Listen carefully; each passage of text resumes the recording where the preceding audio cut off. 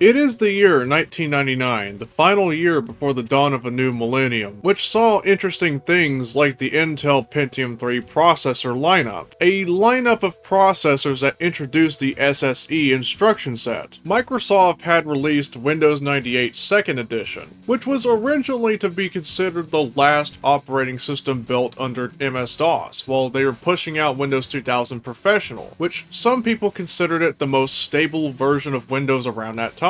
However, these two we are not going to discuss. In this video, we are going to talk about one of id Software's rival companies, Epic Mega Games, who had released Unreal the previous year to critical acclaim. Now, despite all the fanfare, the adventures, and that jaw-dropping flyby demo, the game wasn't exactly perfect. At least not as of yet. These two major factors are related to the Unreal Engine and of course the multiplayer experience, which of course the latter needed a good amount of refinement, since it was really flaky for the average dial-up user, at least according to various posts over at Usenet groups. However, some likely got a better experience through mplayer.com, back when that was around apparently. Meanwhile, Unreal was kind of lacking in multiplayer content as well. You only had the typical deathmatch and cooperative game types that many shooters already had, but only had a few variations. One of the more unique ones was Darkmatch, where everybody fought in only one unlit multiplayer map. Epic's solution was to create an expansion that aims to refine the multiplayer experience, while also optimizing the network code. This was to be called Bot Pack, and the project itself would begin development during the hot summer of 1998 by decentralized Epic Games and Digital Extremes. Despite the foundations, the amount of content grew very quickly, and Mark Rain, who was Epic's president at the time, suggested the idea of making it a standalone project. By November, the project was soon accepted and Bot Pack would become Unreal Tournament Edition, but was soon shortened to Unreal Tournament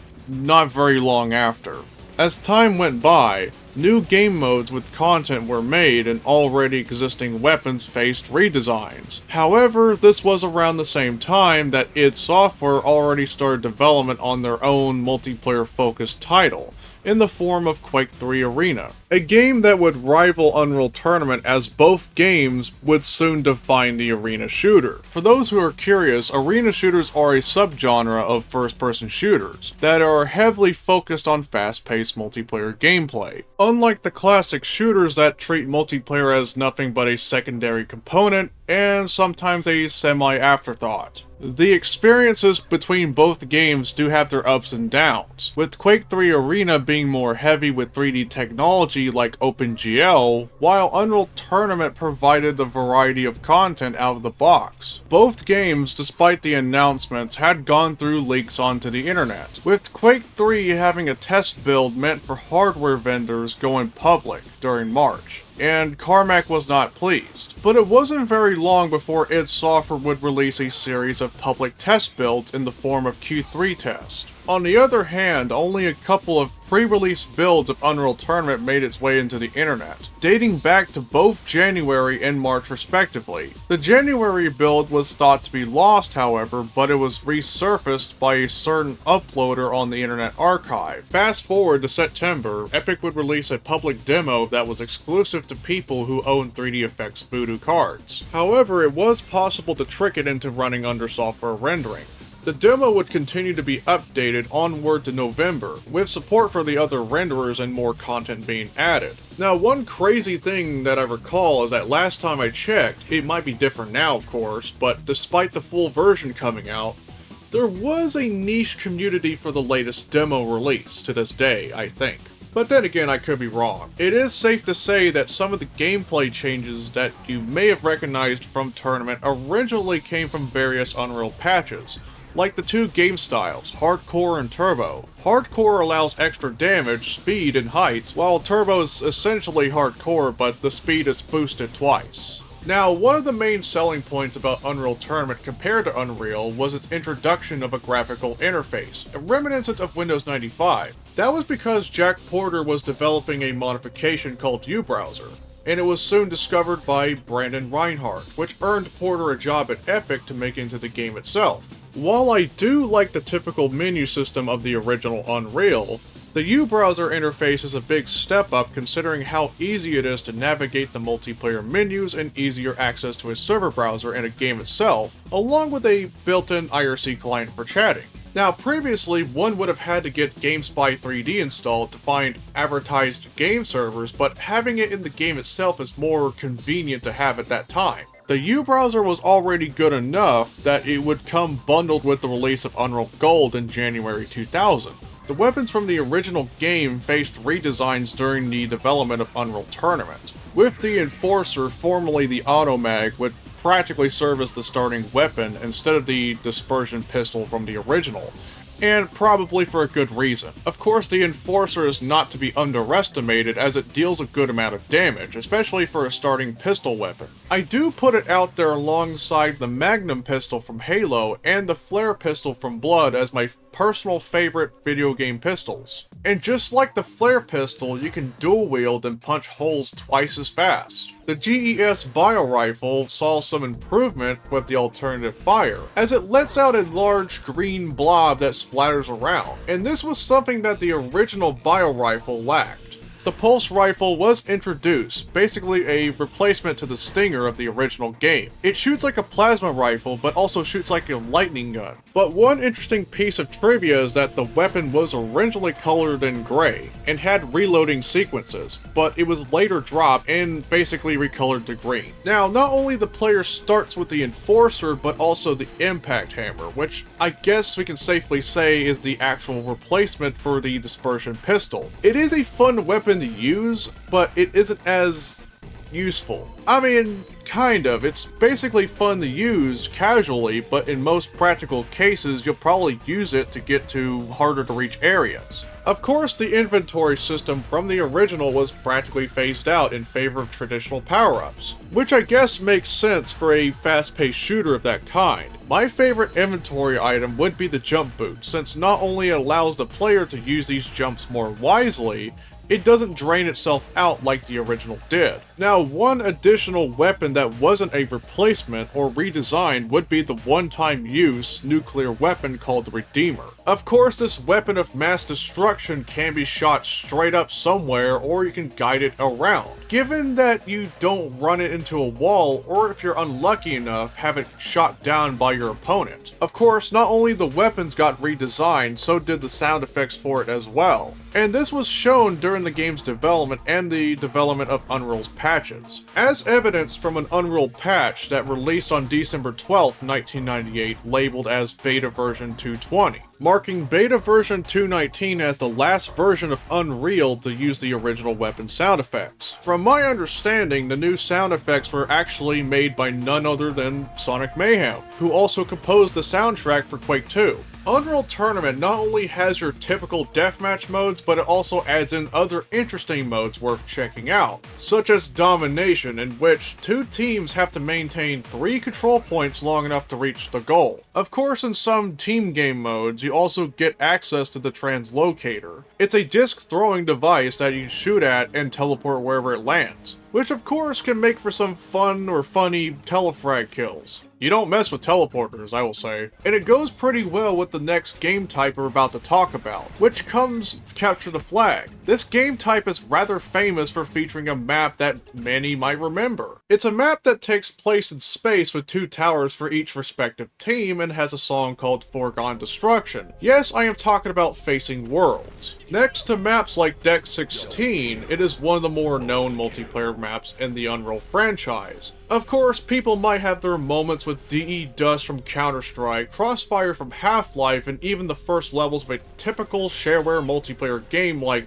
Doom and Duke Nukem. It is Deck 16 and Facing Worlds that might be the most memorable out of the rest, and if you're likely to ask somebody what they remember Unreal for, it would be these 2 multiplayer levels. Of course, the most unique game type of them all would be Assault. This mode focuses more on following mission objectives, while the opposing team prevents those from succeeding. Out of all the game types that I've mentioned previously, Assault has the least content.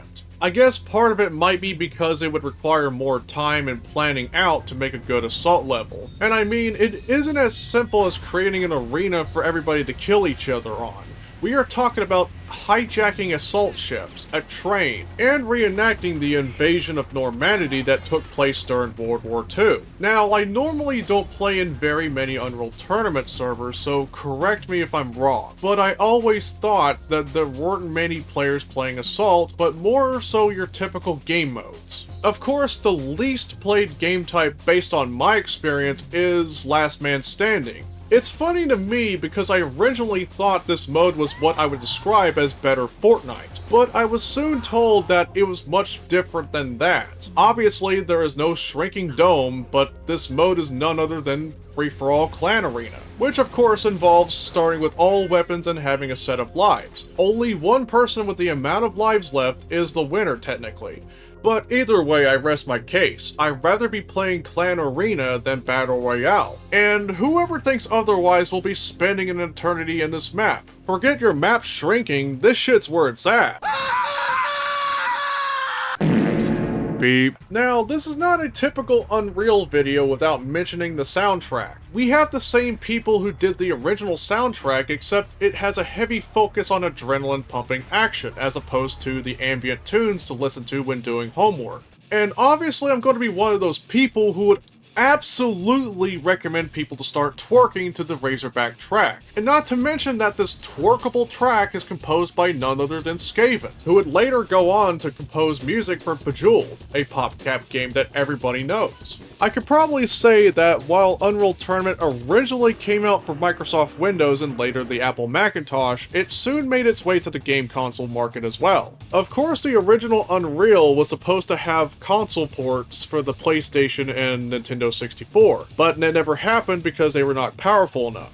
Heading into the 2000s, game consoles were improving in technical specs, and saw three major game consoles hitting the market during that time. We had the Sony PlayStation 2, the Nintendo GameCube, and the Microsoft Xbox, with the Xbox being looked at as more powerful than the two considering Microsoft incorporated PC hardware. Now, there was a fourth console with Sega's Dreamcast, but by that point they hadn't recovered from the add-ons for the Sega Genesis and the market failure of the Sega Saturn. Unreal Tournament was ported to the PlayStation 2 while Secret Level was contracted to port the game into the Sega Dreamcast. Personally, I have a soft spot for the PlayStation 2 port, mainly because it was the first Unreal Tournament I've played at the time, outside of Unreal Championship, which is basically Unreal Tournament 2003 for the Xbox. Now, one good thing I believe that the PlayStation 2 version offered that the PC originally didn't until later on was the use of skeletal meshes, which of course was later added on to the PC version following the fourth bonus pack. Just like the soundtrack itself, this video wouldn't be right without talking about the multiplayer. After all, it is the major selling point of this game that even players who have originated from playing the original Unreal Deathmatch on their dial-up modems soon shifted to playing Unreal Tournament. It is also worth mentioning that the original Unreal would continue to have its rather niche multiplayer community, mostly focused on cooperative game servers, while Unreal Tournament had its own form of cooperative play, through the use of add-ons such as Monster Hunt. Now, the servers powering this mutator is fun and all, but it can be very, very chaotic, but in a rather stupid and silly way. At times, you would be fighting against hilariously buffed enemies that are basically the size of these mega swords from Power Rangers, and you combine that with fighting them with weapons that are unrealistically fast and OP, with damages comparable of that of a nuclear apocalypse. Oh, and did you know at times you're gonna have to be playing on those bare-bone rat maps as well? How fun! Now, of course, most of my experiences with multiplayer is done through Discord communities, like the DOSBox Deathmatch Club, and my own servers as well. Nonetheless, I will say that playing Unreal Tournament multiplayer is actually worth it, whenever you have the chance. Otherwise, there are the bot matches that are still fun to play around with to this day, whenever you feel like you need to test out a level, or just let alone want to frag some bots out of boredom. For quite some time after the original Unreal came out, a more refined and robust version of the Unreal editor was being developed. Originally as a standalone product, but apparently never went anywhere alongside with the initially planned level pack. This robust version of the editor instead started to roll out sometime after the original version of Unreal Tournament, through patches as Unreal Editor 2.0. Originally, Unreal Editor was written using Microsoft's Visual Basic, but it was soon rewritten in C++, as it not only allowed a more robust feel, but also allowed developers to write plugins to further improve workflow. Of course, the first time I've ever used the Unreal Editor was through the original, but once I started using Unreal Editor 2.0, there was no going back. As it currently stands, all of the Unreal games are technically abandonware. Well, somewhat. Here's the thing. It was many months ago that word got around about old Unreal providing game installers, with Epic officially endorsing it. Not only were getting the original game for free, but also the community patches installed right out of the box for easier playing on modern hardware. With that being said, if you want to give this a try for yourself, the link is in the description down below. As always, what are my thoughts on this game? It is no doubt that this and Quake 3 would solidify the definition of an arena shooter. Dare I say that those two games went out with a bang for that era of multiplayer gaming, since the next big trend would lean towards more team-based tactical shooters like Counter-Strike years before franchises like Call of Duty started to take off as well. And this was soon around the time that the Microsoft Xbox took off, and so did console multiplayer shooters, as evidenced with games like Halo. Regardless of all that, I encourage people to at least give Unreal and Unreal Tournament a try for many reasons. The game is so fun to pick up and play, the music is a masterpiece, the overall atmosphere of some of the levels, the amount of content you can make and find on the internet, and much, much more. Even if you don't have friends or the time to commit towards multiplayer sessions, it is still worth playing for the bot matches in your spare time. But I also recommend checking out the original Unreal Gold as well if you crave a good single player experience. But I guess that's about it for this video. What are your thoughts on Unreal Tournament, especially as a franchise? I would like to hear about it in the description down below. This video's Patreon vocal shoutout goes to Kuji. Thank you for your support as well. But anyways, thank you all for watching, and as always, peace out. See ya.